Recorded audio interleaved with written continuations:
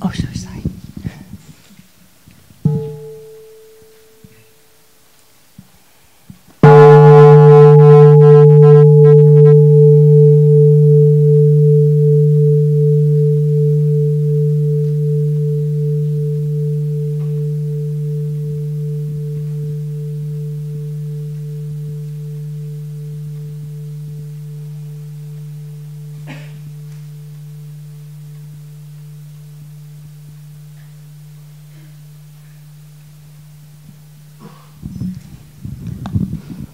My question is about names.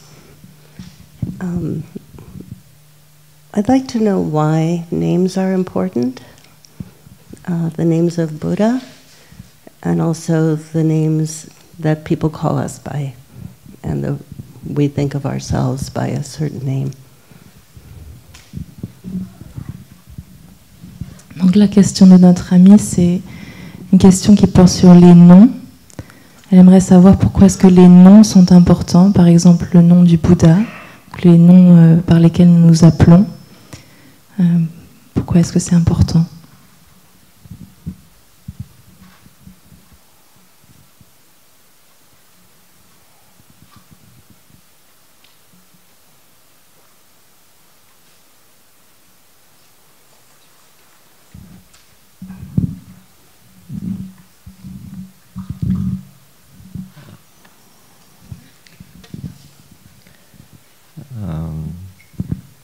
Chers amis, cette question est une question un peu théorique, mais on peut la mettre dans la pratique. On peut la mettre. Prenons un exemple. Nous sommes dans la retraite de l'inter-être. Donc rien que le nom inter-être vous donne déjà des notions que nous sommes tous reliés. Nous intersommes parce que nous ne pouvons pas exister comme une entité séparée. Donc, l'inter-être. Donc, nous avons une notion, certaines ont une notion, ce sont des gens qui ont des vestes marron. D'autres pensent qu'ils sont, ce sont ceux qui ont reçu les 14 entraînements. Mais Thầy n'a pas défini que seulement cela. Thầy, il a dit, l'inter-être, c'est tous ceux qui agissent ou qui vont dans la direction de l'esprit des 14 entraînements. C'est dans l'esprit seulement que vous êtes membre déjà de l'inter-être. Vous êtes membre sans avoir besoin, vous voyez là, d'aucune cérémonie. Il n'y a que vous et vous-même qui se dit je suis membre de l'inter-être et vous êtes membre de l'inter-être. C'est la définition de Thầy. Donc le nom est important, mais c'est pour cela que Thầy a choisi un nom de dharma, de pratique, afin que la personne s'en souvienne de pratiquer. Et qui nous sommes inter-être, nous sommes avec tout le monde. C'est l'inclusion. Il n'y a pas d'exclusion. Il n'y a pas que ceux qui ont la veste marron et ceux qui n'en ont pas ne font pas partie. Non, nous faisons tous partie selon Thầy. Parce que ceux qui sont dans la communauté élargie de l'inter-être, ils vont cheminer tout doucement vers le cœur, la Sangha, la communauté, le cœur de la Sangha. C'est-à-dire ceux qui sont actifs, ceux qui donnent l'impulsion, qui donnent l'action et qui donnent l'inspiration à d'autres pour aller dans l'esprit de la Sangha, dans l'esprit de l'inter-être. D'où c'est très important le nom, mais il ne faut pas se tromper de nom, parce que si nous nous limitons à un nom, nous risquons, vous voyez, de rater l'objectif qui est d'inter-être. Merci.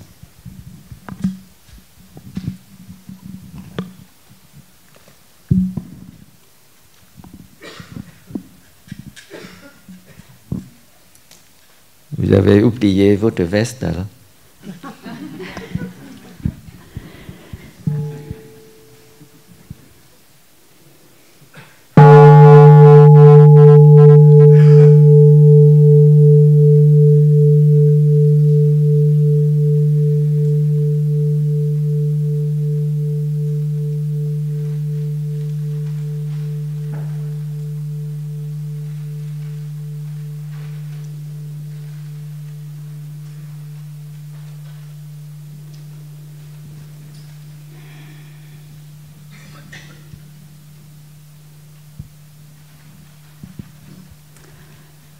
Dear Thai, dear Sangha, I am blessed with a solid practice in meditation, and yet I read sometimes about other people's experiences of non-dual awareness, these bright lights and where everything dissolves. I don't know, maybe they're on good drugs or something, but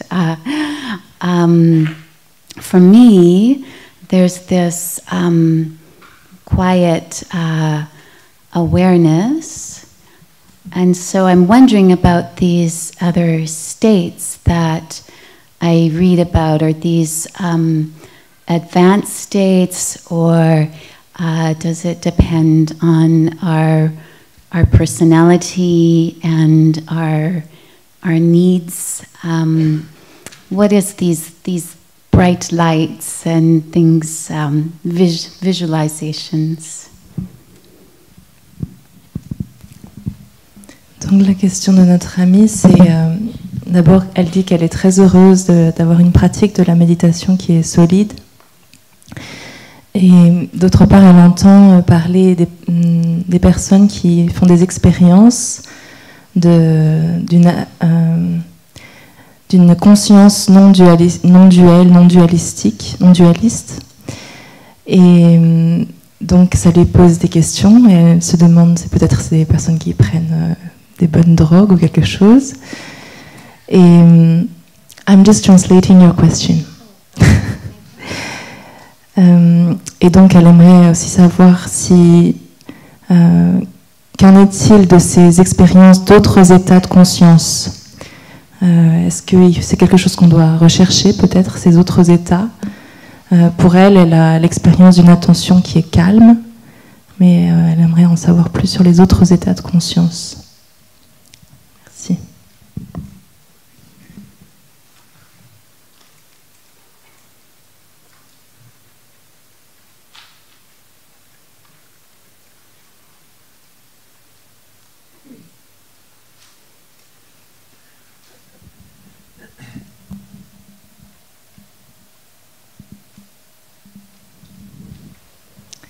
Donc, cher Thai, cher Sangha,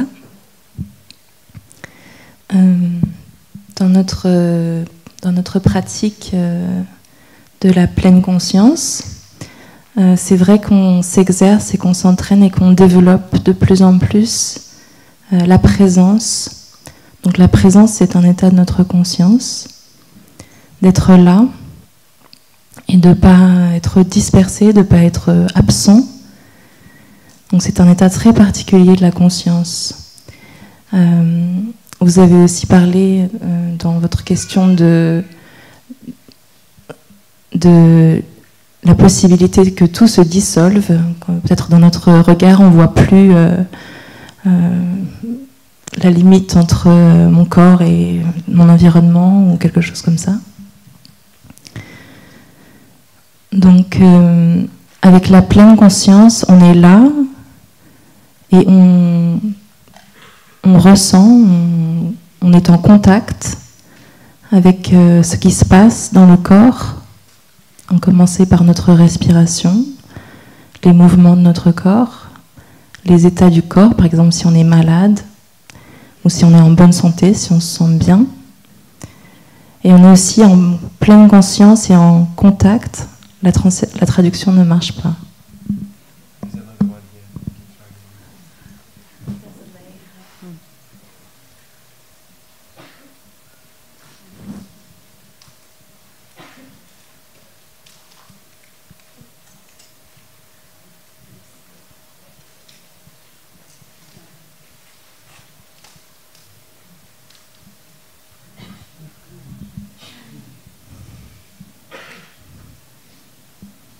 Donc, avec la pleine conscience, nous sommes en contact pleinement, attentifs à ce qui se passe dans notre corps, notre respiration, et ce qui se passe aussi autour de nous.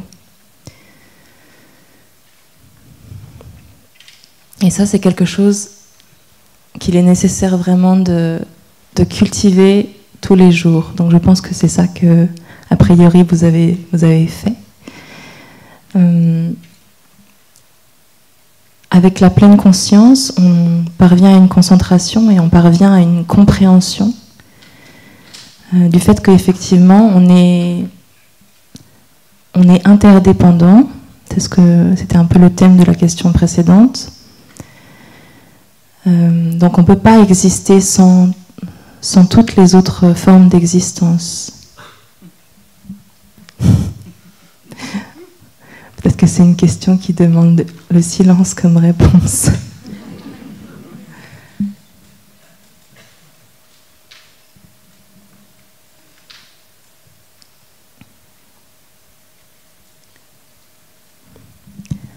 Peut-être que l'état dont certaines personnes parlent, où tout se dissout et on n'a plus la dualité entre soi-même et notre environnement, ça a énormément à voir avec le fait de ressentir, d'être ouvert et d'avoir la compassion.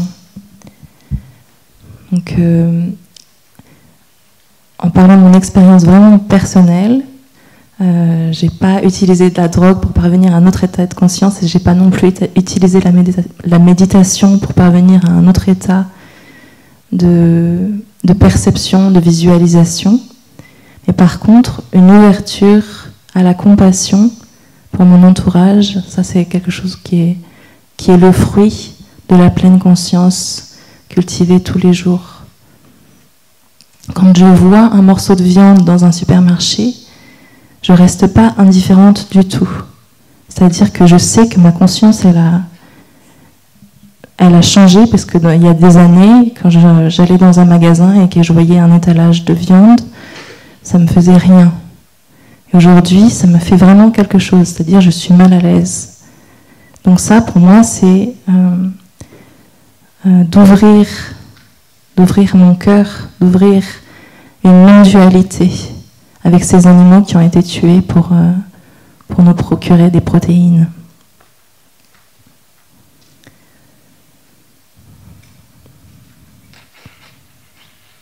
Ce que j'aimerais aussi partager, c'est que notre pratique de pleine conscience et de méditation, c'est en soi l'objectif ou le but que nous recherchons, c'est simplement le fait de pouvoir pratiquer.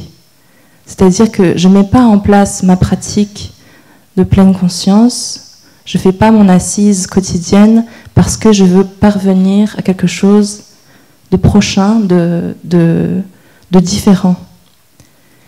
Donc ça, c'est assez important de ne pas être dans une attente de quelque chose de différent. La pleine conscience, c'est être là avec ce qui est. C'est pas être là pour le futur, pour réaliser, obtenir, atteindre. Peut-être que ce qu'on réalise, c'est simplement c'est un fruit en bonus, en fait, j'ai envie de dire. Mais on ne recherche pas à devenir illuminé, à devenir éveillé. La pleine conscience, c'est le chemin de l'éveil lui-même. Donc c'est une pratique d'éveil. Donc ces états dont vous parliez, peut-être que c'est important aussi de les concevoir plus comme une pratique que comme justement un état vers lequel je me projette. Merci pour votre question. Cher Thay, cher Sangha, je vais d'abord dire un petit mot sur ma participation. Ici, c'est la première fois que je vois la salle de l'autre côté. Et c'est magnifique. Je perçois très, très vivement votre écoute profonde et bienveillante. Peut-être c'est un petit morceau d'éveil. Et quand j'ai commencé à pratiquer, j'ai beaucoup aimé. Je n'avais pas de culture bouddhique. Et j'ai été très touchée par les enseignements de Thay qui disaient nous sommes éveillés à temps partiel. Et ça, j'ai compris. J'ai expérimenté. Ça veut dire, pour moi, que c'est possible à un certain moment que tout d'un coup je comprenne très profondément quelque chose qui m'échappait jusque-là, et sans que je l'ai recherché, comme disait notre sœur Aïné, sans que simplement par la pratique, ou parce que j'avais marché, ou que j'ai mangé à côté de personnes qui m'avaient touché, qui m'avaient ouvert le cœur et la compréhension, et tout d'un coup, par exemple, ce qui m'était extrêmement problématique et douloureux une heure avant ne l'était plus. C'était comme un état de plénitude. Et peut-être c'est ça, pour moi en tout cas c'est ça, l'ouverture, ou un état de conscience modifié. Ce n'est pas permanent. Pour moi, c'est pas permanent, mais ça va bien avec la notion d'impermanence. Hein. Donc, effectivement, au village des Pruniers, je n'ai pas trouvé de recherche d'un éveil ou d'une illumination permanente et définitive, ou même temporaire, avec cette appellation d'illumination, comme si c'était quelque chose de très spécial. Quand je parle de ces moments où je me suis sentie vraiment très ouverte, et c'est toujours accompagné de bonheur, sans raison, même s'il y a des choses très difficiles, c'est ce bonheur sans raison qui fait que je pense que c'est parce qu'on touche vraiment l'instant présent à ce moment-là. À ce moment-là, je n'ai pas l'impression que c'est quelque chose d'extraordinaire. C'est quelque chose d'ordinaire. Et ça, on peut y arriver, tout ceci. Tu dit toujours, c'est une chose possible. Mais c'est à mon échelle, je reste quelqu'un de très humain, je suis très terre-à-terre. Moi, les gens qui me connaissent savent que voilà, j'aime les choses extrêmement concrètes. Mais j'ai cet accès, peut-être par la méditation, par la pratique, à cet état de joie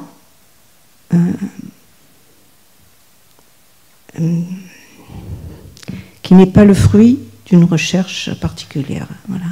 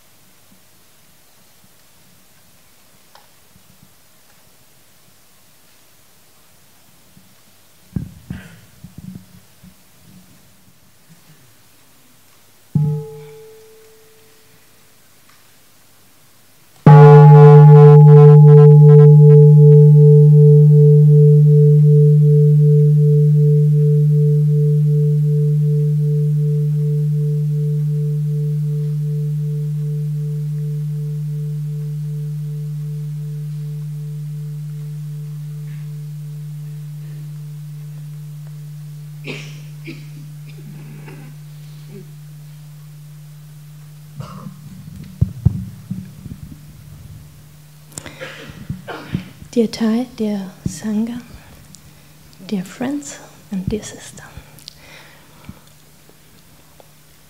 A person who is very close and dear to me has the strong habit to hide herself, her feelings of fear and shame behind made-up stories and lies.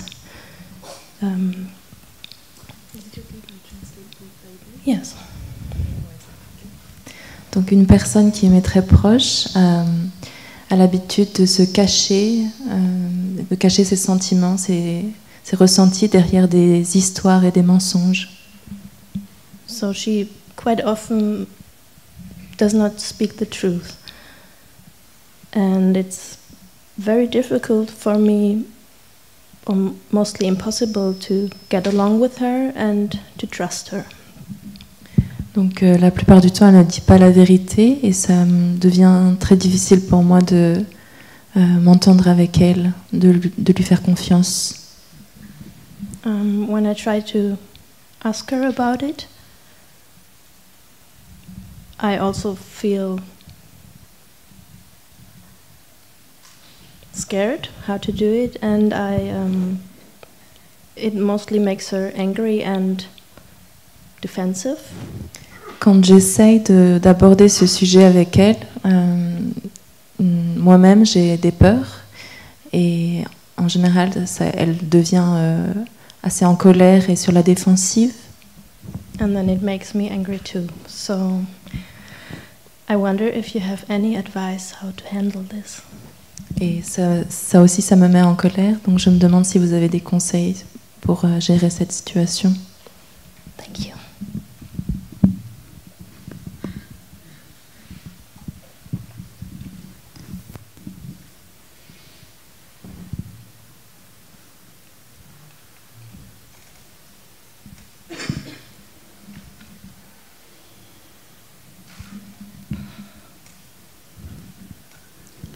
Chère Thaï, chère communauté, voilà, j'ai mon cœur qui bat. C'est aussi une première fois dans cette salle, à cette place. Quand j'entends cette question, il y a plusieurs choses qui me viennent. La première, c'est peut-être revenir à moi-même. Qu'est-ce qui se passe pour moi? Ma peur, déjà. Si je dis quelque chose, la personne va être en colère. Alors je crois que c'est important déjà de pratiquer avec soi-même, de voir ce qui est stimulé pour soi, pour retrouver un lieu, un espace de paix, de tranquillité, de clarté, de discernement. Pour ensuite choisir ou pas d'aller vers la personne. Et là, il y a deux aspects, soit je m'exprime, soit j'écoute. Et si je m'exprime, je vais me relier au 4e entraînement sur la parole aimante et l'écoute profonde. Et je vais avoir une parole qui parle de ce que je vis, de ce qui se passe pour moi, avec beaucoup d'attention, de ne pas parler sur la personne, de juger la personne. Et en conscience aussi de qu'est-ce que je me raconte. Par exemple, quand je me dis « elle ne dit pas la vérité », il y a une pratique que j'aime beaucoup, que Thaï nous partage, c'est la question est-ce que j'en suis sûre? Est-ce que c'est certain ce que je me raconte? Et cette pratique déjà de vérifier. Et je peux donc m'exprimer, dire en vérité, sans jugement, sans critique. Et après, est-ce qu'à partir toujours de cet espace de calme et d'ouverture du cœur, je peux accueillir ce que la personne vit et a envie de me dire, dans l'instant présent, sans être dans les histoires. Qu'est-ce qu'elle vit, la personne, là, ici et maintenant? Et est-ce que je peux accueillir ce qu'elle me dit? Peut-être qu'il y a des parties de moi qui ont envie de réagir, et est-ce que je peux juste l'accueillir? Voilà, c'est ce qu'elle vit ici et maintenant. Et puis si je sens qu'il y a de la colère qui vient, ou il y a de la peur qui vient, peut-être je peux juste être en vérité avec moi-même et avec elle, et de la remercier de ce qu'elle m'a dit, et de lui dire que peut-être que les conditions de calme entre nous ne sont pas réunies, et en tout cas, peut-être que nous pourrions en parler un petit peu plus tard, que là, je ne suis pas forcément à l'aise pour continuer. Voilà, je crois que c'est vraiment la pratique de la parole et de l'écoute. Et pour moi, les conditions de la parole authentique et de l'écoute profonde, elles démarrent par déjà la pratique de prendre soin de soi, de retrouver de la paix. Et dans quel état d'esprit j'ai envie d'aller rencontrer la personne ensuite. Merci.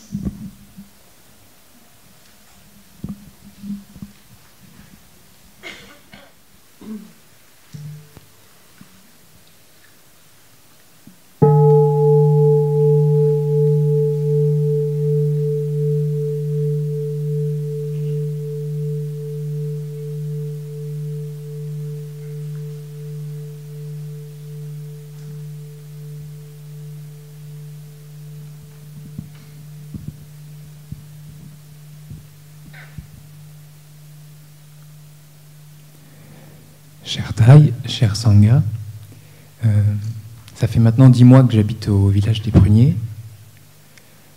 Et je voulais vous dire merci à tous, merci à la Sangha et au village des Pruniers. Vous êtes la plus belle chose qui m'est arrivée dans ma vie. Et alors, ma question porte sur la douleur physique chronique.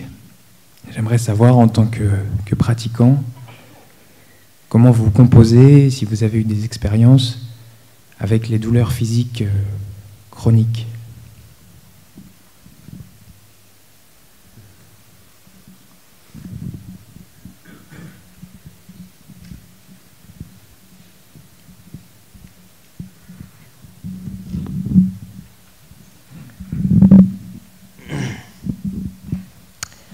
Chers amis, je suis un peu déphasé parce que ma réponse est pour la question précédente. C'est quand même bizarre, vous voyez, quand on dit une fiction, une histoire qui n'existe pas, mais si elle est courte, c'est un mensonge. Mais si on raconte une très longue histoire, vous voyez, ça devient un roman. Et beaucoup de personnes, vous voyez, vivent grâce à leur imagination et ils racontent par exemple Autant n'emporte le vent. C'est très long comme roman, très longue histoire qui n'existe pas, vous voyez, et tout le monde apprécie. Pourquoi ne pas apprécier aussi les petites fictions, vous voyez, que notre ami a racontées et le prendre pour un autre point de vue artistique cette fois-ci, de la réalité. Et puis nous pouvons percevoir derrière cette histoire, comme notre sœur a bien répondu, vous voyez, de quoi elle vit. Et voilà, la douleur c'est la même chose. Vous n'avez qu'à raconter à votre corps quelque chose qui n'existe pas encore, mais qui va exister parce que votre corps apprécie ça. S'il apprécie de ne pas avoir de douleur, il faut que vous imaginez qu'il n'y a pas de douleur. Et vous pouvez imaginer de deux façons, soit par la sensation, soit par les images. La sensation, c'est quand vous vous mettez en méditation allongée, hein, relaxation totale. Si vous avez une épaule qui est douloureuse, vous sentez d'abord la sensation de l'épaule non douloureuse. Et vous imaginez que vous sentez la même chose de l'autre côté. C'est très efficace. Et ça permet une accélération de la guérison. C'est la guérison accélérée que j'aurais aimé chaque retraite santé d'en parler. Vous voyez, mais je risque d'être hors sujet. Donc la deuxième, vous voyez, de façon de raconter la guérison, parce que la non-douleur, c'est la guérison, c'est de visualiser, raconter en image.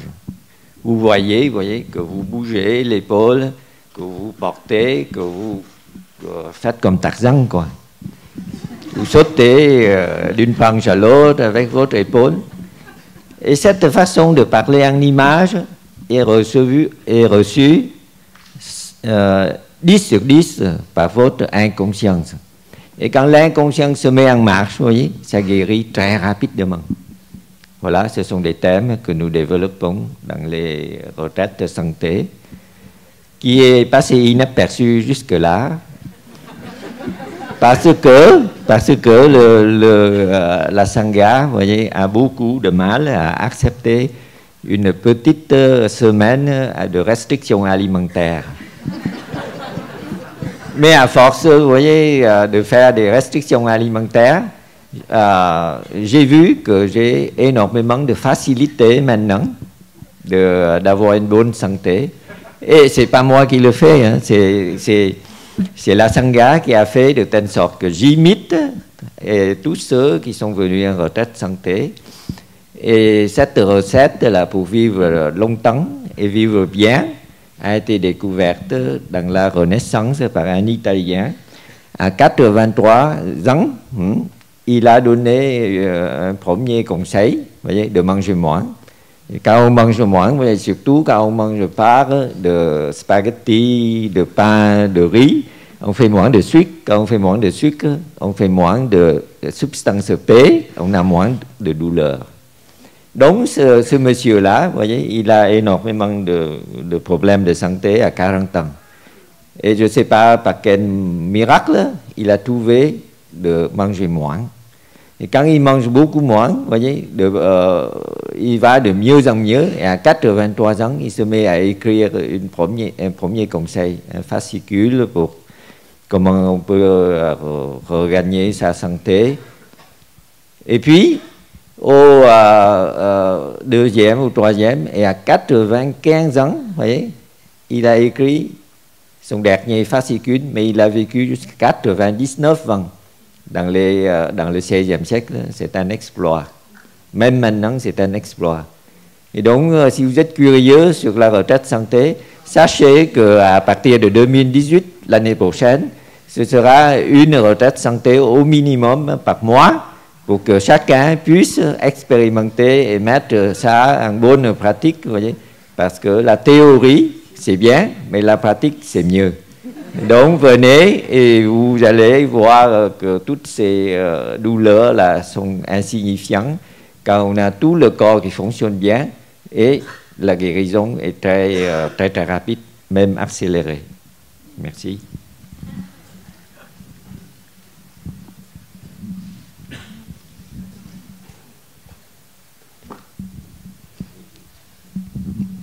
Bon. Alors, je ne vais pas contredire notre frère, bien sûr, mais peut-être donner un autre versant de la colline. Bien sûr, c'est tout à fait juste. La visualisation, effectivement, elle peut être conseillée aussi quand on prend des traitements pour les rendre plus efficaces. On sait que ça marche. Voilà. Moi, je voudrais juste souligner un autre aspect. Il y a la douleur. Voilà, qui est causée par... Et il y a aussi le refus de la douleur, la résistance, la peur de la douleur. Là, il y a un écrivain, un philosophe écrivain qui est atteint d'un handicap très lourd, et il écrit à un moment donné, et donc parfois, enfin, la plupart du temps, il est en but avec ce handicap, il empêche de faire beaucoup de choses, et puis il souffre aussi beaucoup. Et puis un jour, il a écrit « J'en ai marre d'en avoir marre ». Et là, il y a tout un pan de sa difficulté qui est tombé. La douleur, elle est là encore. Hein. Mais il n'y a pas surinfecté. Moi, j'appelle ça une surinfection. Non seulement je souffre, mais j'en peux plus. Moi, j'ai eu des problèmes de douleur. Mais il y avait cette partie-là de dire j'en ai assez de souffrir. Et donc, ça crée des tensions. Et ce refus, c'est toujours la même chose. Hein, le refus de la difficulté, le refus, crée une douleur supplémentaire. Celle-là, on peut agir dessus. Et celle-là, on a les outils que Thay nous a donnés, qui est d'accueillir, de bercer sa douleur, de l'accepter, pas de se résigner. Moi, je dis, alors je m'éloigne un peu du frère, que moi, pour moi, j'utilise aussi tout ce qui est possible, y compris les médicaments, pour diminuer la douleur. On ne nous demande pas de souffrir. Voilà, ça c'est mon expérience personnelle.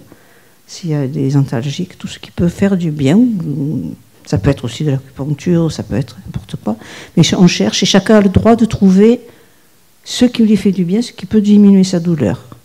Ça, on va agir là-dessus. Et sur cette résistance, ce refus de la douleur, qui est une souffrance bien sûr morale, mais qui agit aussi sur l'accentuation de la douleur. Et là, on va utiliser l'outil de la pratique, cet accueil. Un jour, j'ai vu un frère en audio, il avait une grosse bande sur sa jambe, et boité. Et je lui dis, mais qu'est-ce que tu as fait? Il me dit, je me suis renversé une casserole d'eau bouillante, je suis brûlée, mais très profondément, je crois même au 3e degré. Et on sait que la brûlure, c'est une douleur vraiment très très forte. Hein, voilà. Et donc je prends un air un peu catastrophé. Et, oh là là, et déjà, je rentrais dans cette catastrophe. Mon Dieu. Et il m'a dit, ok, c'est ok. Je lui ai dit, tu as mal? Il me dit, oui, mais c'est ok. Ça, c'est une attitude qu'on peut avoir. Mais parfois, on ne peut pas. Et on a le droit aussi de ne pas pouvoir. Parfois, la douleur est trop forte, on a le droit de ne pas pouvoir. On a le droit de se plaindre. On a le droit de se plaindre. Ça fait du bien aussi. Et on a le droit de se soigner et de tout utiliser, la visualisation, la respiration et surtout l'accueil. Et demander de l'aide autour de soi. Et ne pas perdre courage et trouver ce qui est bon pour moi. Voilà.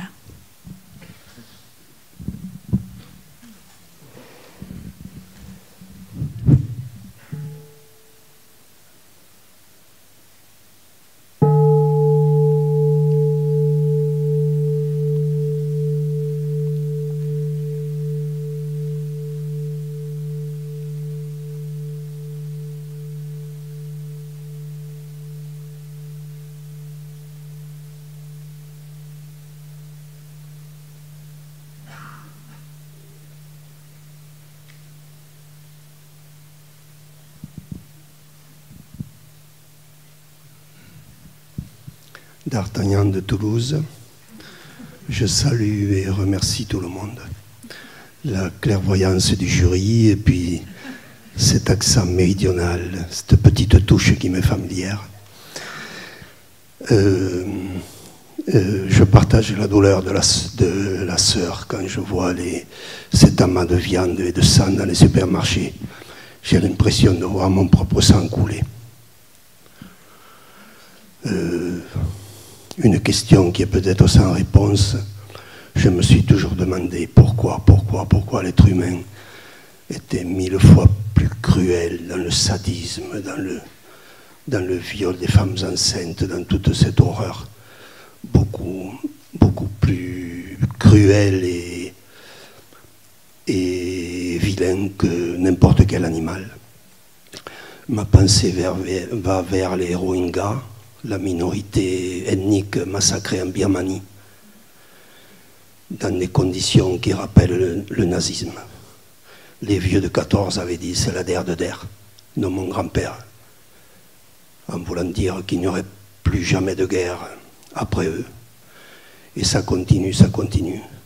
Et en Birmanie, le pire, c'est qu'il y a la complicité de certains moines bouddhistes qui font partie du gouvernement et qui sont complices, les yeux fermés, du massacre. Voilà, je vous remercie de votre écoute.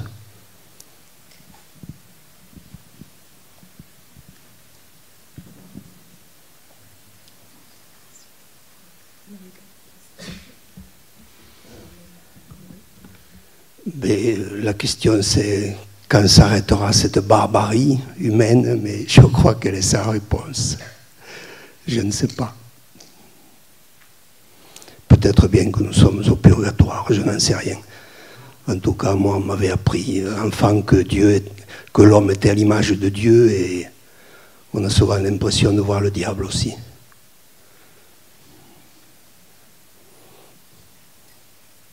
Merci.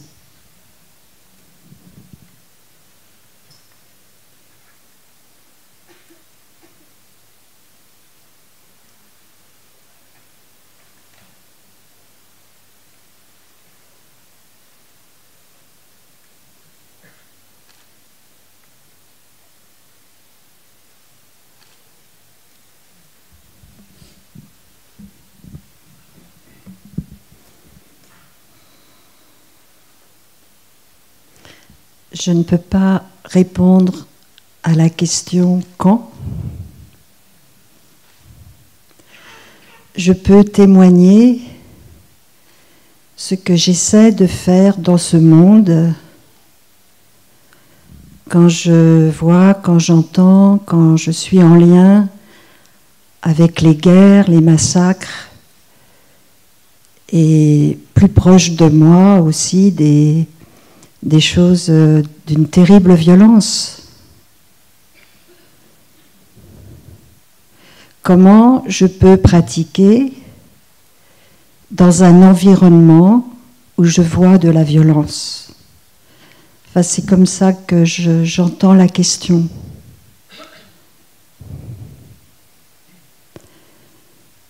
Pour moi, il y a plusieurs choses. La première est en même temps de ne pas me voiler les yeux.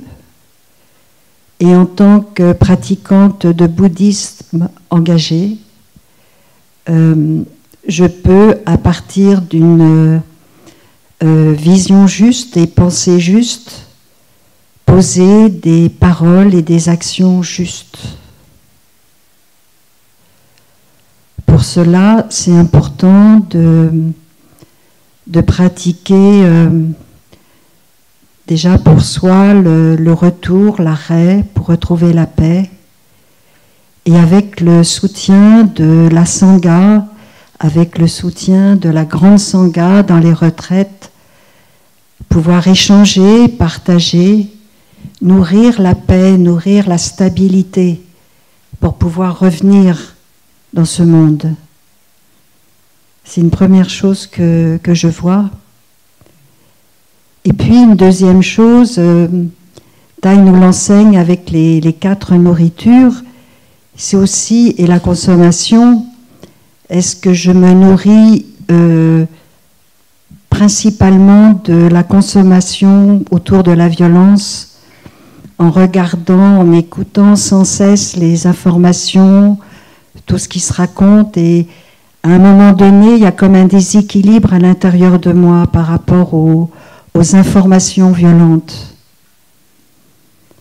Et je vois que j'ai besoin de temps, d'arrêt, de discernement pour faire des choix de quelle nourriture je peux avoir besoin pour être en paix, non pas encore une fois pour me voiler les yeux, mais pouvoir nourrir la joie, la paix pour moi et avec la communauté, pour développer une vision juste aussi, une parole juste, une action juste, pour être dans le monde une pratiquante avec la communauté de bouddhisme engagé.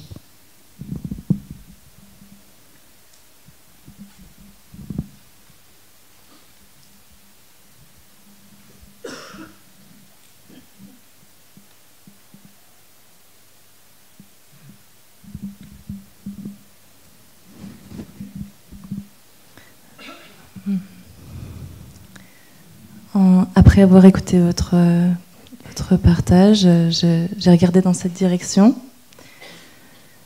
et j'ai l'impression que de regarder par ici, c'est déjà la réponse à la question quand, comment et pourquoi. Et qui, surtout qui. Parce que je vois la Sangha devant moi, là. Et je vois la Sangha en tant qu'un grand organisme, un grand corps collectif qui a une forte énergie de remise en question, en fait, de remise en question de justement qu'est-ce qu'on a fait jusqu'ici en tant que civilisation. Et il est temps qu'on s'arrête. Quand je regarde devant moi, je vois ça, je vois qu'il est temps qu'on s'arrête et qu'on s'est arrêté. On s'est arrêté de commettre ces actes vraiment durs et vraiment violents. Je sais pas, vous voyez, vous voyez cette non-violence et cette paix devant vous. Et donc moi, je prends refuge dans la communauté, parce que je sais que souvent toute seule, la violence, elle remonte. Mes graines de violence, elles sont pas sorties de moi. Elles sont encore là, elles existent. Donc je prends refuge le plus totalement possible dans la communauté pour que ces graines ne restent pas arrosées et que les autres graines qui sont à l'intérieur de moi, comme les graines de générosité, les graines d'apaisement, les graines de sourire, les graines de créativité, de beauté, elles puissent vraiment s'épanouir et elles puissent pousser tous les jours. Et puis en fait, il y a tellement de choses qu'on peut faire aussi, en plus de nous mettre dans l'environnement sain qui est la communauté de pratique. Il y a aussi toutes les choses qu'on peut faire sur le plan individuel et collectif pour justement mettre fin aux actes violents, à la fois juste à côté de nous, dans notre propre maison, et puis dans notre rue et dans notre ville et dans notre pays. Et puis au niveau du monde, il y a vraiment beaucoup de choses qu'on peut faire. On peut s'engager chacun à notre échelle et dans notre capacité. Et c'est pas au-delà de nous en fait. Moi, je sais qu'en tant que moniale, c'est rare que j'aille dans une manifestation, par exemple, contre le massacre des Rohingyas. Mais par contre, j'ai quand même été attentive, déjà de m'informer, de contempler profondément ce que fait ce fameux moine bouddhiste qui appelle à la haine. Et pourquoi est-ce qu'il le fait? Et puis aussi en fait, je signe des pétitions. Peut-être que je ne devrais pas le dire en public, mais bon, ça ne me dérange pas. Mais je signe aussi des pétitions régulièrement. Parce que c'est une des choses, parmi plein d'autres choses que je peux faire. Et si je peux faire quelque chose, même si c'est quelque chose qui est limité, même si ça ne change pas tout, du tout au tout, et que ce n'est pas un acte parfait, et que je sais que c'est juste ce que je peux faire, et voilà, je fais au moins ça. Et de partager aussi avec la communauté, c'est bien que vous le fassiez.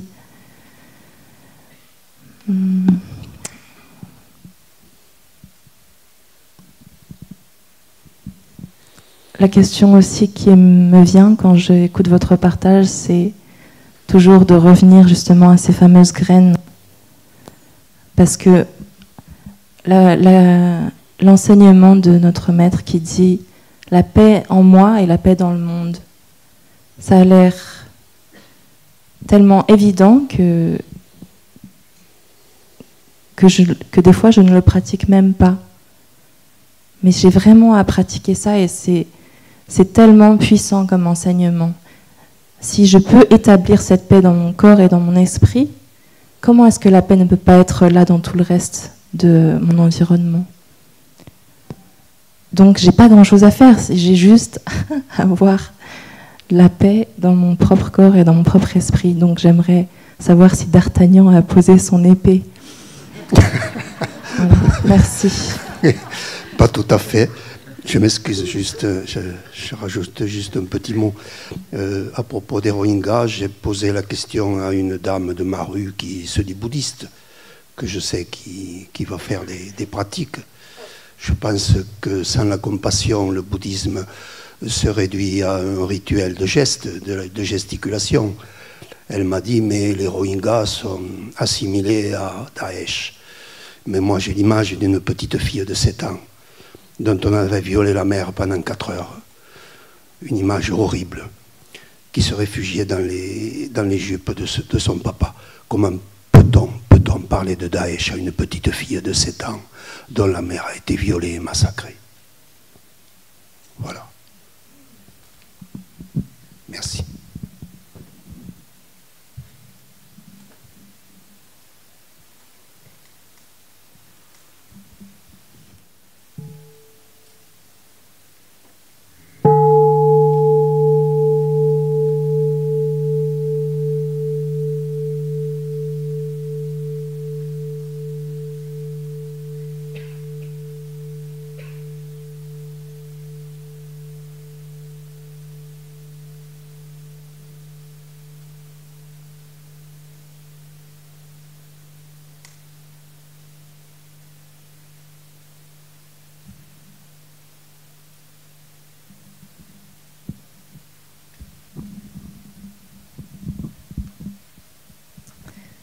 Juste avant la prochaine question, peut-être au moment du déjeuner ce midi, quand nous envoyons l'énergie, on pensera à envoyer de l'énergie aussi pour la Birmanie, même si nous l'avons déjà fait peut-être plusieurs fois auparavant. On peut continuer. Donc, il y a une question écrite. Cher Thaï, chère communauté, comment trouver sa place dans une société hyper normative quand on se ressent et que l'on est perçu comme hors norme?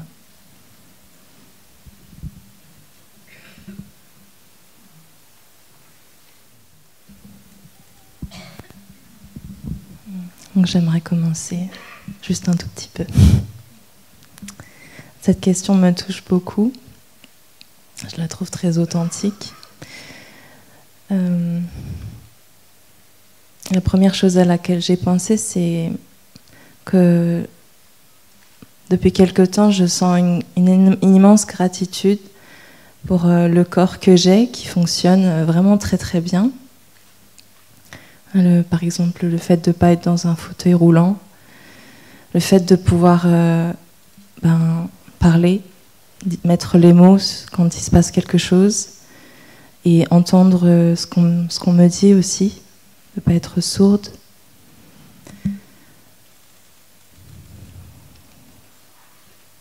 Et ce qui réveille cette gratitude en moi, c'est aussi le contact, en fait, simplement avec des personnes qui, justement, n'ont pas le privilège d'un corps qui fonctionne aussi bien, le luxe d'un corps qui fonctionne aussi bien. Déjà, ça relativise énormément tous les moments où je regarderais mon corps et je dirais « Ah, mais moi, je ne voudrais pas ce corps-là, je voudrais un autre corps. Je voudrais un corps comme dans les magazines, par exemple. »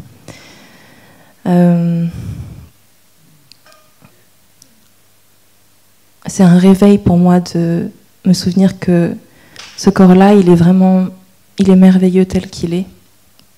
Et qu'avec ce corps-là, j'arrive à respirer et sentir que je respire. Donc qu'il soit hors norme, qu'il ne rentre pas dans les cases des magazines, à la limite, c'est plus très grave. En tout cas pour moi-même. Après, bien sûr qu'il y a toute la question de la perception. La perception et du regard des autres. Je crois que quand je suis dans un état de conscience qui est reconnaissant, qui est dans la gratitude, le regard des autres, il compte toujours, mais il est moins lourd, il me fait moins complexer. Parce que j'ai de la joie, j'ai du bonheur, j'ai de la paix avec le corps et l'esprit que j'ai tels qu'ils sont.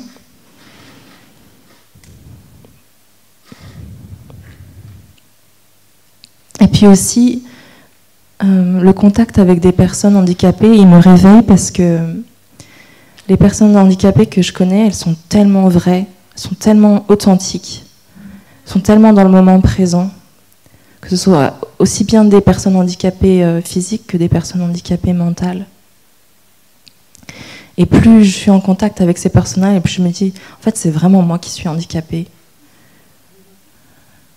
Parce que j'arrive pas à être heureuse avec ce que j'ai, que je me sens totalement insatisfaite. C'est ça le handicap, en fait.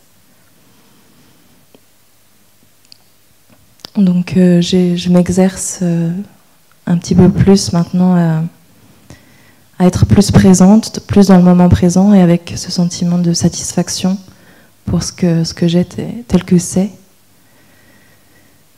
Ça m'aide beaucoup. Et ensuite, j'aimerais aussi dire que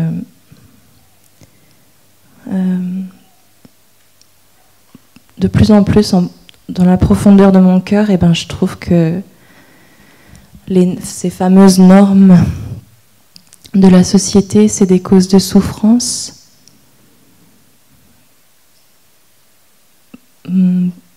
Pour moi en tant que personne, pour les personnes qui sont proches de moi et puis pour toute la société tout entière, c'est des causes de souffrance.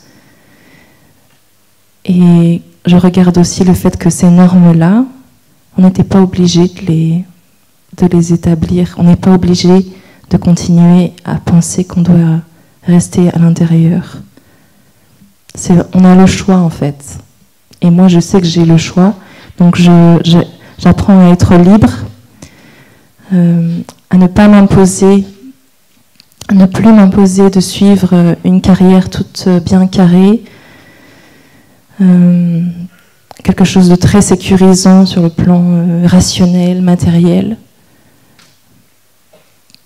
Pour moi, c'est ça les normes. Je ne sais pas si c'est ça qui est dans la question, mais je sais que ces normes-là, elles m'ont fait souffrir et que je commence à réaliser que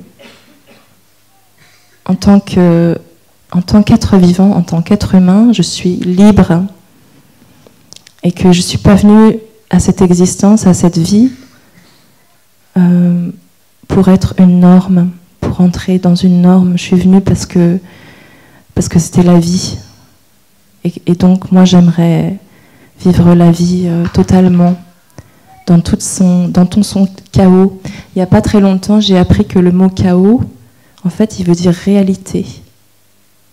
Il veut dire la vie telle qu'elle est. Donc, les normes qui mettent le chaos dans plein de boîtes et qui nous donnent la sensation qu'il n'y a plus de chaos, eh ben, en fait, je crois qu'elles nous empêchent de vivre aussi.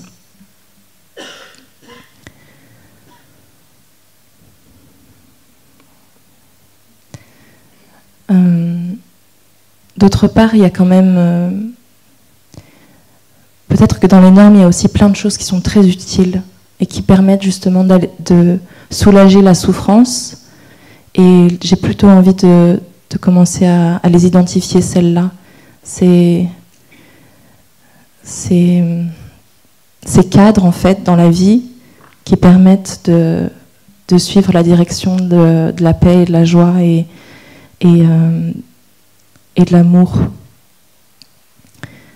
Par exemple, les 5 entraînements à la pleine conscience. Ça peut paraître être une norme, un règlement. Ça peut apparaître comme quelque chose qui vient de l'extérieur. Mais depuis que je vis avec, eh ben, je sens que je vis avec.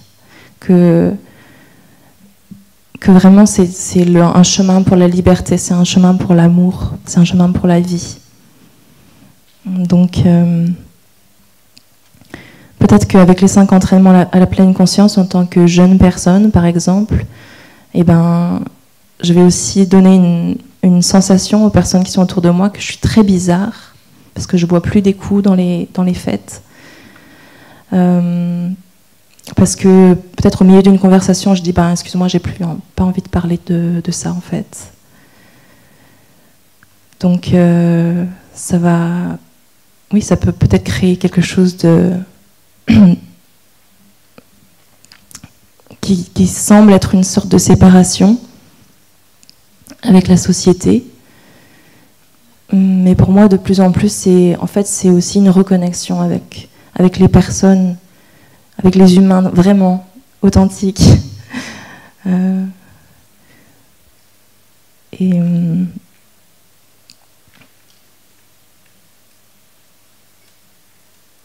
Aussi, la dernière chose que j'aimerais partager sur cette question, c'est que au village des Pruniers, on s'entraîne à avoir le regard sur l'enfant intérieur.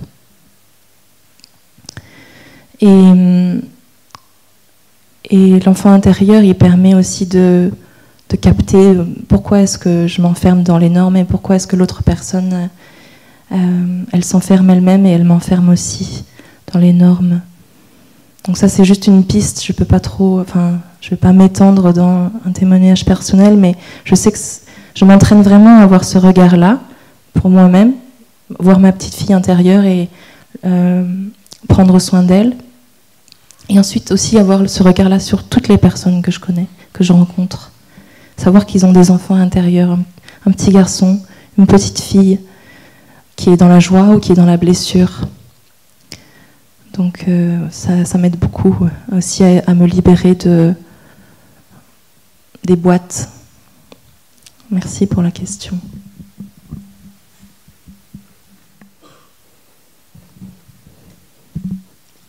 Si tu veux bien, Mylène, je vais répondre un petit peu à la question précédente. Excuse-moi de te laisser là. Je voudrais juste te raconter, c'est tout à fait dans le sens de ce que disait notre sœur. Hein.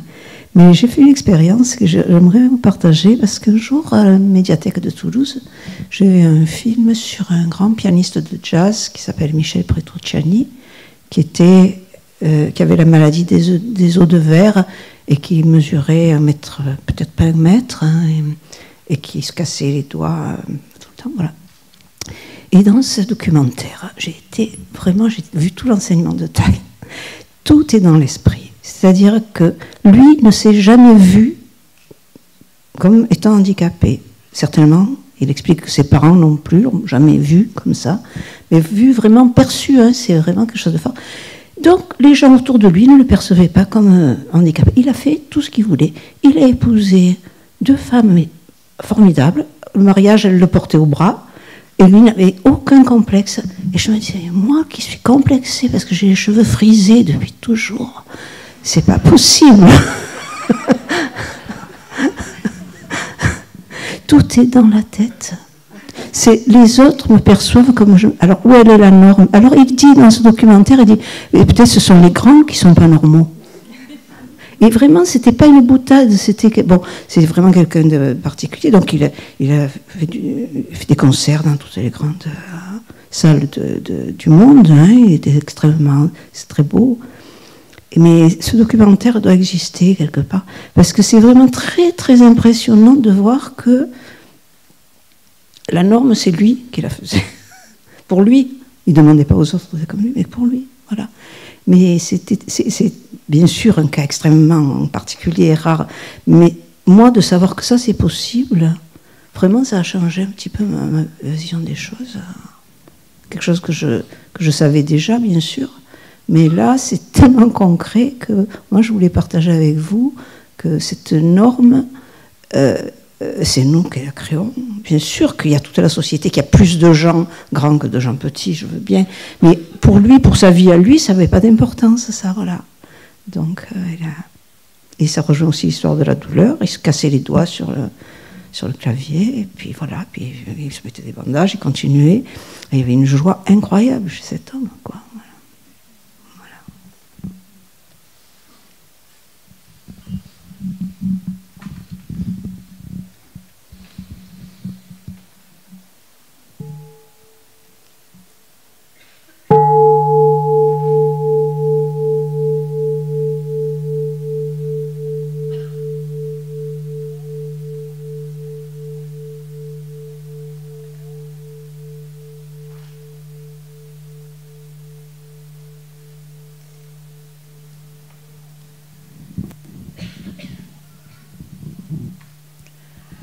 Voilà, merci pour tous ces partages qui sont très riches et qui ont déjà répondu à des questions qui n'étaient pas forcément devant de moi, mais qui répondent. J'aurais 2 aspects d'une question, je ne sais pas si c'est la même, enfin, pour moi, ce n'est pas la même, mais peut-être vous verrez autre chose. Sur le besoin de silence et un petit peu de m'isoler, que je sens ça en moi. Aussi, quand je suis ici, je sens très bien que je suis très heureuse d'être dans une sangha et que je vis plein de choses très, très positives. Et en même temps, ce besoin de se retirer. Et voilà, ma sœur a parlé tout à l'heure de distance ou séparation. Alors, c'est là où je me demande où est la limite. Et pas séparation ou isolement, je ne sais pas. Quel mot mettre ?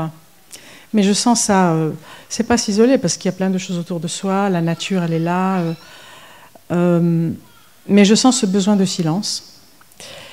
En même temps, il n'y a pas beaucoup de silence parce qu'à l'intérieur il y a beaucoup de choses. Et l'autre aspect est plutôt relié à mon histoire. Et en tant que mère, voilà, je m'adressais là en tant que toutes les femmes qui sont mères. Et bon, j'ai 3 grands-enfants, mais ils ont autour des 40 ans.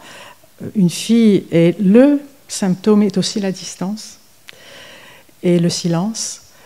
Et ça fait longtemps. Il y a un fils, ça fait 15 ans qu'il a pris ses distances et il est dans le silence. Enfin, en tout cas par rapport aux parents. Il a les personnes qu'il rencontre et pour moi, être hors norme n'est pas un problème. Je veux dire, il a le droit et il l'est, je pense. tout en étant sain de corps et intellectuellement, mais je pense psychiquement il a besoin de vivre d'autres choses. Un fils que je vois en pointillé, parce qu'il voyage beaucoup, lui il a fait face au monde qui l'entoure. Bon, on a transmis une éducation très marginale à l'époque, dans les années 70-80, très marginale au niveau alimentaire, au niveau affectif, de relations de couple, au niveau scolaire, pédagogique aussi, très alternatif. Donc après de les lâcher dans... Enfin, j'ai quitté un peu tôt le foyer aussi, voilà, encore une séparation. Et peut-être que les décalages entre ceux qu'ils avaient reçus et ceux qui étaient autour d'eux étaient très forts. Et là, je pense que ça ne les a pas beaucoup aidés. Le tremplin n'était pas facile. Mais à l'époque, pour nous, c'était le meilleur. Et c'est très étrange parce que je me retrouve redire les paroles que mon père, qui de C était dans une autre époque, il est né en 1903, vous pouvez imaginer que c'est un autre monde, en Orient en plus, et il a dit, mais je vous ai donné le meilleur. Et puis moi, j'étais... Mais... Et puis maintenant, je me retrouve face à des enfants, enfin des adultes, où je dis, mais enfin, on a fait vraiment le mieux que ce qui était le meilleur, mais dans l'époque où on était. Et là, il y a aussi ce décalage. Voilà, et ce que je voulais dire, le plus sensible, c'est ma fille, notre fille, parce qu'il y a un père aussi, on ne se voit plus beaucoup, qui, elle, aussi est dans la distance, mais moi, je le vis très différemment. Pour moi, avec les garçons, c'est comme s'il y avait un espace qu'on pouvait gérer. J'ai compris beaucoup de choses, ça m'a fait travailler énormément, ce silence et cette distance. Beaucoup plus peut-être que des dialogues, je ne sais pas. Enfin, oui, je sais. Mais avec ma fille, c'est très difficile parce que c'est comme si il y avait une partie de moi qui était, mais si elle ne me reconnaît pas, je n'existe pas. Il y a quelque chose comme ça dans ma tête. C'est une croyance peut-être, mais c'est aussi une réalité en tant que parent. On n'est plus parent, mais on l'est toujours. Enfin voilà. C'est un peu compliqué, enfin douloureux surtout. Et là, comme j'ai vécu les blessures des séparations ou des coupures, bon, dans notre histoire de famille, je viens du Moyen-Orient, il y a eu des événements qui ont coupé beaucoup d'histoires de famille. Et pour moi, c'était un truc pas difficile en fait dans ma vie. On change, hop, on s'adapte ailleurs. On a appris ça. Donc c'était aussi un moyen de survivre et de s'adapter vite, et bien, vite en tout cas, à tout ce qui est autour de nous et de très différent. Et voilà, c'est aussi une qualité dans certains moments. Et là, c'est maintenant, je suis face à une situation très intime et je n'ai pas envie de vivre cette séparation non plus. Et je me dis, je vais attendre jusqu'à quand le dialogue. Elle a proposé, quand j'étais malade, à un moment donné, et après, la distance s'est rétablie. Et je sens, je comprends sa distance parce qu'elle a très peur de se faire envahir, de se sentir envahie.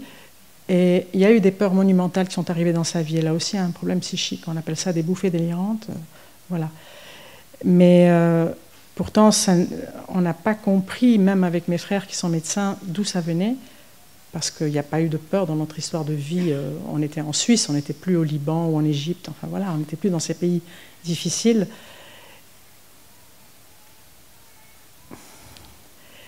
La question qui ne me fait pas du bien intérieurement, c'est « et si je quitte cette terre sans la revoir, pour moi c'est insupportable ».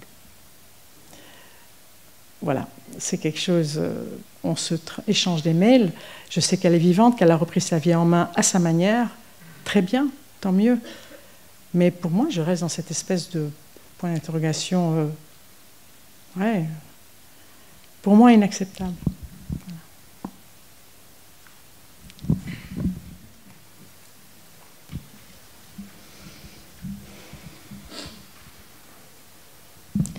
Je me retire devant vous l'étiquette communication.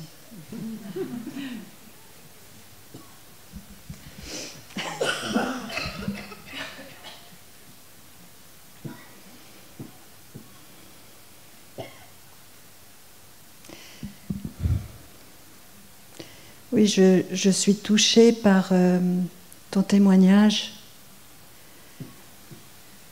La souffrance de ce que je me dis comme séparation, espace, avec des questions de comprendre qu'est-ce qui se passe, enfin de lien. Il y a comme un vide par rapport à un besoin de comprendre et être en lien. Et ce témoignage rejoint, j'ai déjà entendu beaucoup de témoignages de ce genre, et je crois qu'il n'y a pas une seule réponse, il n'y a pas de réponse quitte de pratique. Ce qui me vient, c'est encore la pratique, déjà de pratiquer pour soi, d'accueil de sa souffrance, de demander du soutien, d'être accueilli, de l'écoute profonde pour pouvoir être écoutée, comprise, entendue. D'être écoutée et accueillie peut permettre d'accueillir et d'écouter sa propre souffrance, de retrouver un espace paisible. Et en même temps, dans cet espace paisible, il peut y avoir aussi comment je peux me mettre en lien avec ce que vit ma fille, mon fils, qui mettent de l'espace. Peut-être qu'ils souffrent aussi de cet espace. Peut-être aussi qu'il y a quelque chose qui est difficile pour eux, difficile à savoir. En tout cas, parce que j'ai déjà eu des... Enfin bon, l'importance d'à partir d'un lieu de paix et d'avoir été écouté, et d'écouter, et de clarifier, et de soutien, de demander de l'aide... Et le fait de poser cette question, c'est déjà un pas pour trouver à partir d'un espace, c'est quoi mon intention de vouloir retrouver du lien en termes d'échange. Parce que le lien, il est toujours là. Je ne suis pas séparée. Le lien, il est toujours là. Thay nous le rappelle très souvent. Je ne suis pas séparée. Les enfants sont en moi, je suis dans les enfants. Maintenant, il y a la souffrance de la séparation physique et de l'échange. Alors, peut-être je peux voir ce qui est possible à partir d'un espace de paix, une démarche, une lettre, un pas, peut-être pour dire ce qui se passe pour moi, ma souffrance, ma difficulté, et de faire une demande. Est-ce que voilà, il y aurait cette ouverture de la part de ma fille, de mon fils, d'un temps d'échange, de rencontre. Et puis il y a le temps aussi, peut-être que c'est pas tout de suite, ça peut être plus tard. Thay nous partage souvent aussi la pratique de la lettre, d'écrire une lettre. J'aime beaucoup cette pratique. En tout cas, pour le silence, moi j'aime beaucoup la pratique du silence, le noble silence qui guérit, la nécessité d'être en silence pour retrouver un espace de silence intérieur qui guérit, qui prend soin de nos graines de souffrance, qui les accueille, qui les... Petit à petit, peut-être les choses se transforment pour voilà, grandir. Et puis il y a le silence qui n'est pas un choix, il y a voilà, le silence qui peut être aussi protection et à certains moments c'est une bonne chose aussi, je crois, de vouloir se protéger de certaines choses pour prendre soin de sa souffrance aussi. Voilà, je suis sûre que mes frères et sœurs vont rajouter des choses aussi.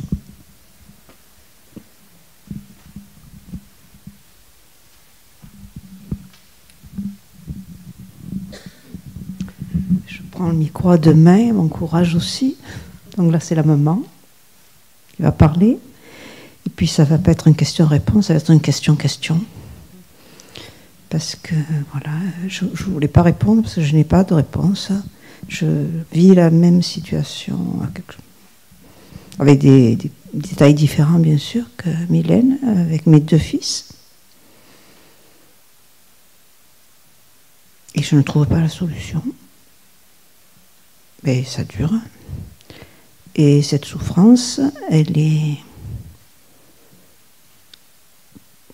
je pense, très particulière, la souffrance des mamans. Parce que la relation entre les mamans et les enfants sont une relation très particulière. J'ai un jeune ami qui me dit, oui, avec ma maman, on a été colocataires. Quelque chose, voilà. Donc, juste ce que je vais dire, c'est que plus j'ose en parler, plus je trouve autour de moi des quantités de mamans très importantes qui sont en situation de souffrance avec leurs enfants. Et qu'il y a quelque chose dans nos familles. Taï fait souvent, dessine la croix, hein, quand il y a deux lignes, une horizontale, une verticale, ça c'est la lignée génétique, ça c'est la société, vous êtes au milieu, et votre difficulté, votre souffrance, elle vient de la lignée génétique, elle vient aussi de la société. Et là, plus j'avance, parce que la crise devient aiguë, elle a été plusieurs fois aiguë, bon, là. Et puis je me rends compte, parce que j'entends autour de moi, qu'il y a une composante liée à la société, quelque chose qui, voilà, qu'est-ce qui s'est passé depuis les 30 dernières années, 40 dernières années, pour qu'on se retrouve quand même dans une situation assez dramatique, hein. Alors, il n'est pas question de dire qui a tort, qui a raison, le conflit de génération, tout ça. Et c'est vrai qu'on voit beaucoup de mamans qui vieillissent et qui sont abandonnées. Les personnes qui travaillent dans les maisons de retraite, tout ça, disent que vraiment énormément de personnes et de mamans qui sont pas bien traitées. Voilà, les parents en général, mais les mamans plus. Et voilà, c'est ce constat-là que je fais récemment, qui s'accompagne de beaucoup de difficultés pour moi, beaucoup de souffrances. Voilà. Et pas plus tard qu'il y a une semaine, une personne de ma sangha qui m'en a parlé aussi, voilà, qui a un fils de 30 ans, qui ne lui parle plus, elle ne sait plus pourquoi. Ça prend souvent cette forme de silence. Hein, voilà. Et qui me dit, bon, j'ai partagé avec elle, qui me dit, alors il faut que tu fasses une association de mamans qui souffrent. Et il y a plein de gens qui disent, mais oui, voilà. Ce que je veux dire, je ne dis pas ça parce que je veux le faire, je ne sais pas si c'est juste ou pas juste, je n'ai pas encore eu le temps. Je veux dire qu'il y a ce besoin qui s'exprime et que peut-être c'est bien qu'on ne se sente pas seul et qu'on va pouvoir les aider plus à ce moment-là. C'est pas pour, voilà, pas pour gagner. Mais peut-être qu'on va trouver des solutions ensemble, je ne sais pas. Voilà, question.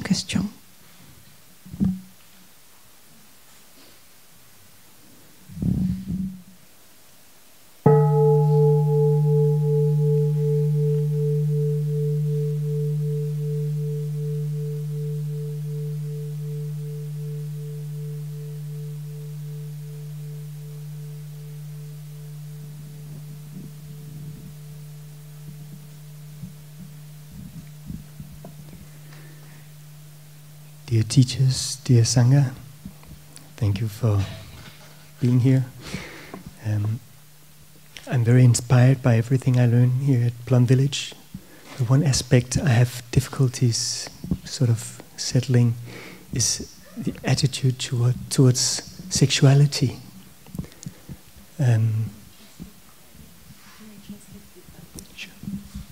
Donc notre ami dit qu'il est très inspiré dans son séjour au village des Pruniers. Il y a un aspect qui lui paraît plus sensible et qui trouve difficile à comprendre, c'est par rapport au rapport à la sexualité. I hear a lot about how sexuality can be a cause of great suffering. Il entend beaucoup dire comment la sexualité peut être une cause de grande souffrance. And this too is very obvious to me. But also I think sexuality is a source of great joy and pleasure. Ce qui lui aussi est apparu comme quelque chose d'évident, mais d'autre part, il voit aussi que la sexualité peut être une cause de grande joie. Of a very natural character that yes, so I wonder if you can help me understand more deeply. Et de son caractère très naturel, donc il demande si on peut l'aider à comprendre.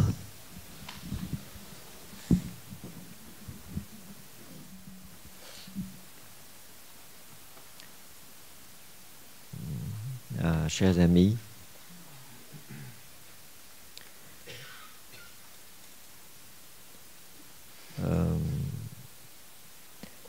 la vie a progressé grâce à la sexualité. Parce que les êtres ont la possibilité au départ de se diviser et rester identiques à eux-mêmes. Et c'est avec des êtres sexués, d'abord les plantes, les animaux, les cellules, les micro-organismes, ils ont besoin de renouveler leur stock de gènes. Et donc, c'est la base de la vie. Et c'est encore un mystère pourquoi il y a tant de souffrance après tant de joie. Et étant relatif, on peut dire que l'un ne peut pas exister sans l'autre.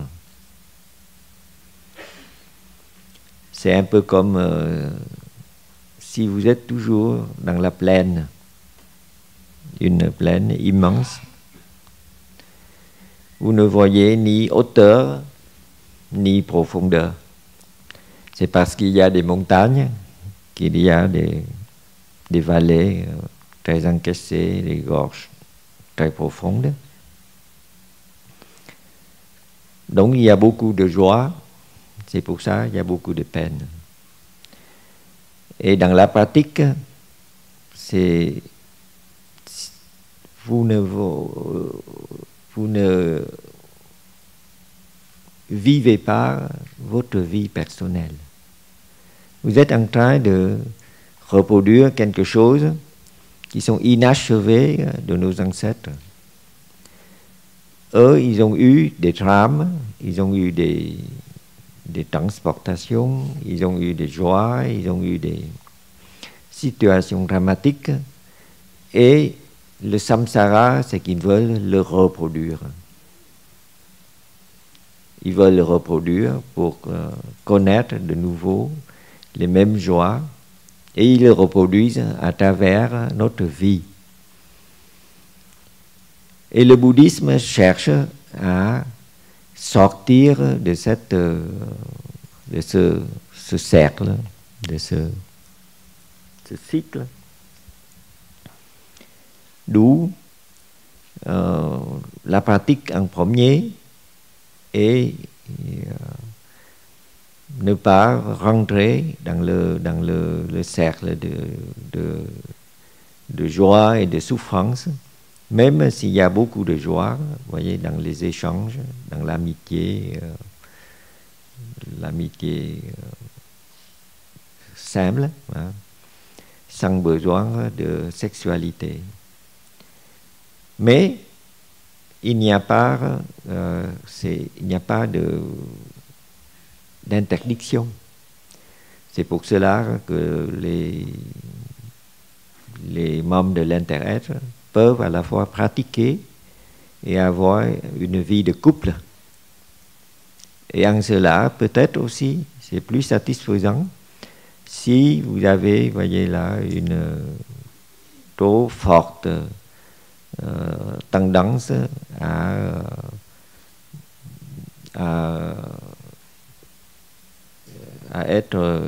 ne pas être seul, à avoir quelqu'un avec vous. Et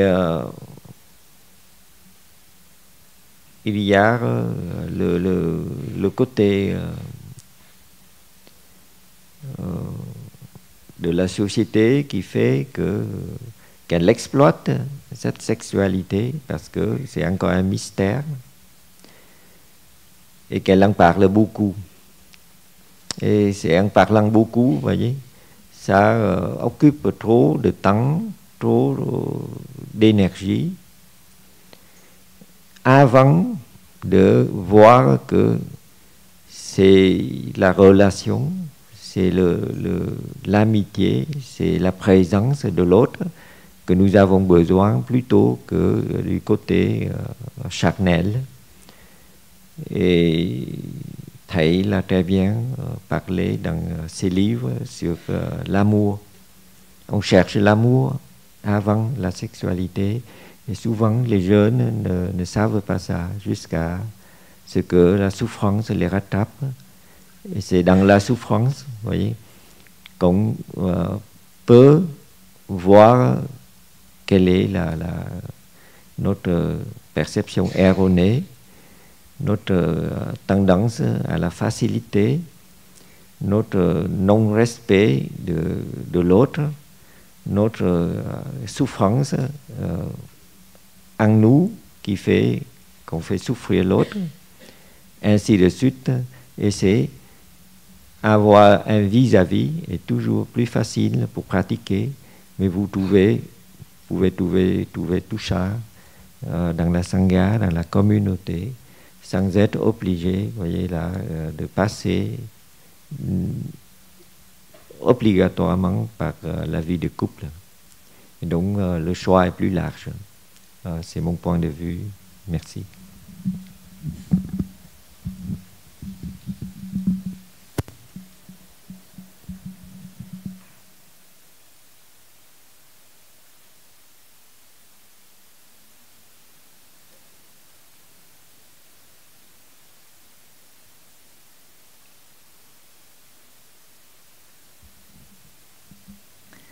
Ok, je vais voir si j'arrive à rajouter quelque chose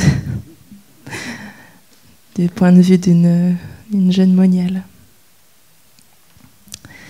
Un des derniers points que notre frère évoque là, bien sûr que je ne peux pas m'empêcher je ne vais pas faire la promotion de la vie monastique, mais en tout cas, pour moi-même, je n'avais pas vraiment compris la vie monastique avant de vraiment rentrer dedans.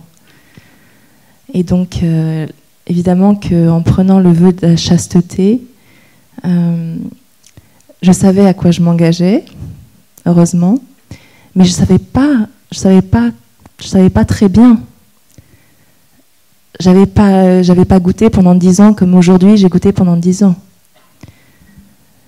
Et je partage ça parce que c'est vrai qu'il semble que peut-être la souffrance qui est causée par une vie sexuelle sans pleine conscience, elle est tellement grande et elle est tellement répandue que ça devient une habitude et qu'on la voit même plus, cette souffrance. Elle est normale. Elle est tellement répandue qu'elle est normale. Et c'est pour ça que, étrangement, il y a des monastères, ça fait des milliers d'années qu'il y a des monastères et qu'il y a des personnes qui vivent la chasteté. Et jusqu'à présent, on n'a pas dit, c'est une erreur dans notre pratique spirituelle de vivre la chasteté. Je ne dis pas non plus qu'il faut absolument vivre la chasteté pour pratiquer un chemin spirituel, c'est pas ça du tout. Mais la dimension spirituelle, elle peut vraiment éclairer notre vie et notre vie de relation de couple, notre vie de relation sexuelle. Ça, c'est vraiment important de voir que cette souffrance causée par des relations sexuelles, elle est tellement, tellement répandue qu'on la voit même plus. On est habitué à ça. Et donc, de faire l'essai de, quelque part, ralentir ou de s'arrêter, moi, c'est ça qui m'a permis de voir la souffrance, qu'elle était là depuis tellement longtemps.